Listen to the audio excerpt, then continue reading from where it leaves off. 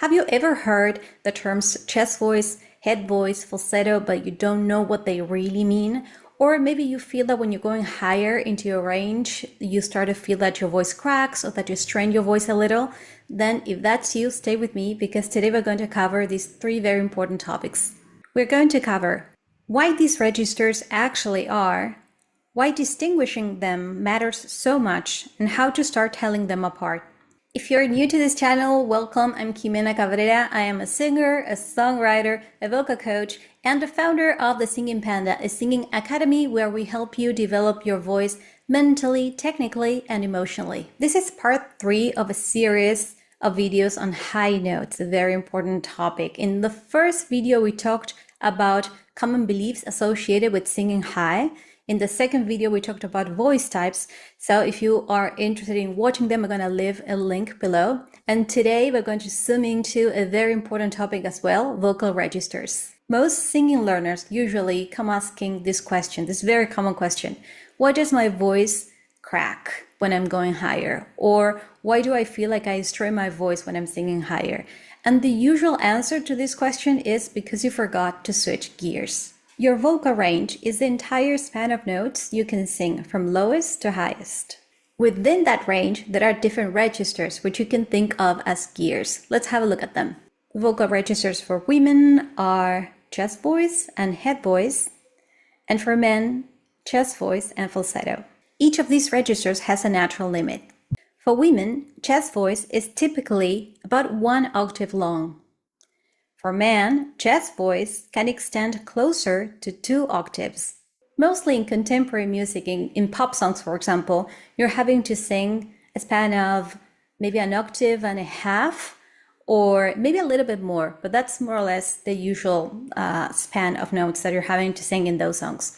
So consider the difference between men and women. Women must transition between chest and head voice in most songs, while men may be able to sing entire songs in chest voice, depending on the type of song, obviously.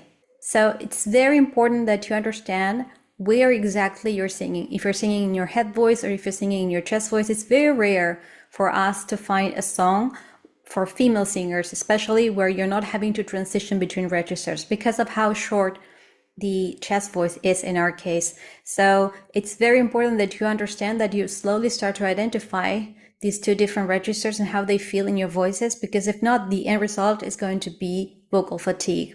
If you ever feel tired after singing, or if you feel that your voice feel tense, or that you're straining your voice, then in that case, most likely it's because of this. I want to clarify something for female singers out there. Your healthy chest voice is 1 octave long. Can you sing more notes in your chest voice? Yes. But the problem is that if you don't switch gears in a specific part within your range, which we call passaggio or bridge area, then if you don't switch there, the end result is going to be fatigue and you straining your voice. That's why it's important to understand where you're supposed to switch gears and to identify where tension starts to happen to prevent it. So as we can see, singing high notes is not really the problem. Sometimes it has to do with refusing to switch registers or being unclear as to how to do it. So we said that it's very important to be able to switch between registers. But the first step is actually becoming aware of the difference between them. How do I distinguish them? How do I tell them apart? Do they feel different when I'm singing in my head voice, in my chest, in my falsetto? So that's what we are going to be looking into right now. Pay attention to this. All sound is produced in your larynx, but your body acts like an amplifier, similar to a guitar. The strings create the sound and the body amplifies it. As you can see, sound is produced in your throat, but depending on where in your range you're singing, those notes are going to vibrate lower or higher. Yes? So if you're singing in your chest voice, you can actually test it. You can place a hand on your chest and you're going to feel your chest vibrate. If you're singing higher, you might feel that your head is vibrating a little. It's a very subtle vibration, but you can still feel it. We're going to do a simple test. This is especially helpful for women. So we're going to try singing first in our chest voice and see then if when we're singing higher into our head voice, we can see how our chest is no longer vibrating and we can feel the vibration moving up. Just so that you know, in my case, for example, I do feel a vibration on my chest, but when I go higher, I no longer feel a vibration in my head. So if that's the case with you as well, and you're not feeling that your head is vibrating, then that is also normal, right? Some women do actually feel their heads vibrating a little, or they feel a vibration on their faces, but that it really depends on each person. So especially pay attention to whether you are feeling the vibration in your chest when you're singing lower. All right, so let's give it a try. I'm gonna sing su, a very low note. So try any note that feels low for you. It doesn't have to be the one that I'm singing. And if male singers want to do this as well right now, it's okay. You can try it as well. Su. Do you feel a slight vibration in your chest? Try it again. Su. You should feel a slight vibration here. And we're gonna now try to sing a little bit higher and see if you are still feeling the same vibration in your chest. It should disappear, right? If you are really moving into your head voice, this is especially for women, like I said. Su.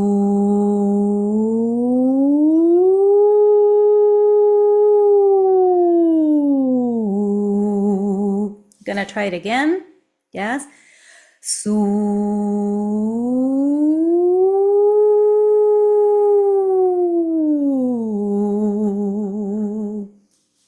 Just so that you know, if you're feeling a little bit of effort, a little bit of straining when you went up into your head voice, then most likely it was not your head voice. It was mostly you stretching your chest voice. So I know this could feel a little bit complicated at the beginning, and it kind of like it's supposed to feel like that, or at least for most of us, it feels like that. So no worries. This takes the time until you understand how to distinguish them. But one thing that I can tell you is that vibration plays a role in you, at least at the beginning, beginning to understand the difference between the registers. And the other thing that's really important is how it feels in your body. So chest voice, for me at least, feels a little bit heavier. We're going to use very abstract terminology because we are describing sound, right? So it might feel abstract for you, but some terms that I usually use with my students, which kind of like clarify and help you distinguish the difference between the registers, is heavy versus lighter, right? So chest voice for me feels a little bit heavier, and when I sing into my head voice, I feel no effort at all. It feels very light. Then another student came to me and once said, instead of lighter, she was using like she was floating. So that's also like another way of seeing it. Whereas the chest voice feels a little bit more grounded. So those are, just this is terminology, some names with which we can start to understand what the difference is between these registers. These words might resonate with you or not, but they are usually words or terms that start to help you understand the difference between them. Really, there should be no effort whatsoever involved in you singing notes in your head voice. So that is a clue. If you're feeling like you're a little bit tight or you feel straining, like I said, or any sort of effort, then that means that you are not in your head voice. Just for you to remember, okay? But what about men? The difference between chest voice and falsetto, these two registers, for men usually is more clear cut. So there isn't so much doubt, as to what the difference is between the two registers. They feel very different. Falsetto has its own characteristics. It's very light and airy and very, very high pitched for men singers. And so it's not so much about distinguishing them. It might be for some singers, but not for most of them. But what I see most male singers struggle with a little bit is in learning how to transition between chest voice and falsetto. Another thing for you to take into account is that falsetto is not false, it's not fake, it's a legitimate register, it's a beautiful part of your range. And it's, it adds a different color. It's another possibility for you to express yourself. So it's a very good idea for a singer, for a male singer, to learn how to transition between chest and falsetto. To have this possibility to express yourself and to use, like I said, that color in the higher part of your range. There are some examples of singers who usually tend to use that part of their ranges. We have Charlie Puth, for example. We have Chris Martin from Coldplay. Those two singers use falsetto all the time. So whenever you see them singing and their voices sound super, super high pitch and light and airy, different from their chest voice when they're singing a little bit lower in their range, that's what falsetto is. So if you're not clear yet as to how the falsetto sounds, why don't you go ahead and listen to these two singers, Charlie Puth and Chris Martin, and you might then get better acquainted with the typical sound of the falsetto. Just so that you know, before training your voice, falsetto usually feels shaky, airy. You will not feel in control of your falsetto, most likely, in most cases. And the same goes for female singers. In your head voice, you're going to feel like it's not you. You're going to feel like you are not stable, and it's going to feel like it's two different singers, one in chest and the other one in head voice. And this is normal, and this just means that you need more training, that's all. But it does not mean that head voice is weak. I've heard this so many times. And this creates so many misunderstandings, and some women, refrain from using their head voices because they don't feel like themselves when they're there, when they are in their head voice, or they feel that their voices are shaky or airy. But that just means that you need more training. If you keep training, you're gonna notice that you're gonna gain stability. This goes both for male and female singers, and it's just a matter of training your voice until you start to gain more stability, and that falsetto or that head voice starts to feel more like you, more like you are in command. I know that this particular area of your training, understanding the difference between registers, understanding how they're supposed to sound, how they're supposed to feel in your body, that's kind of like a little bit tricky, and it's hard to do on your own, to be honest.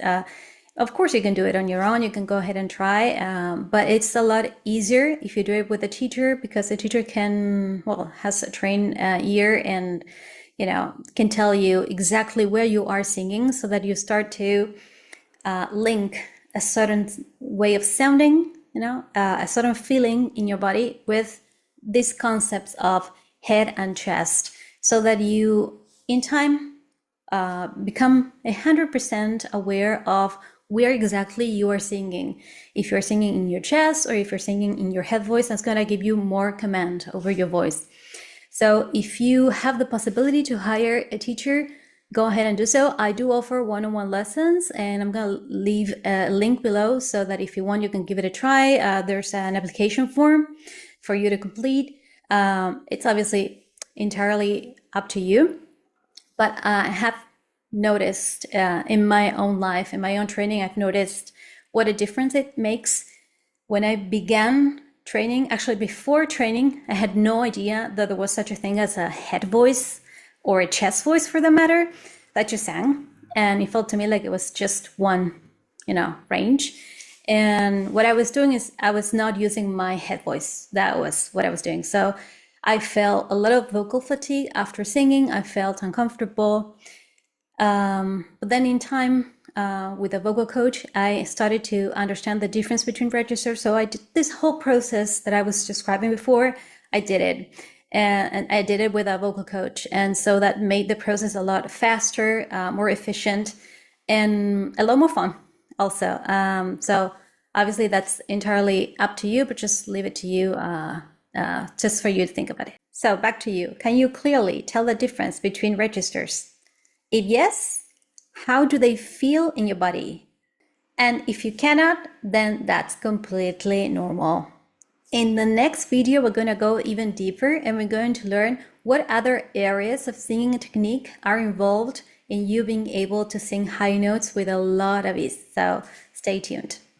If you found this video helpful, please do not forget to like, subscribe, and turn on the notifications so that you don't miss the next videos in the series.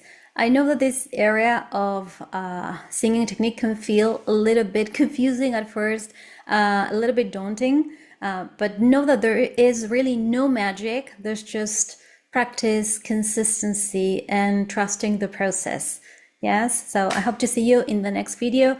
And in the meantime, happy singing, everyone. Bye.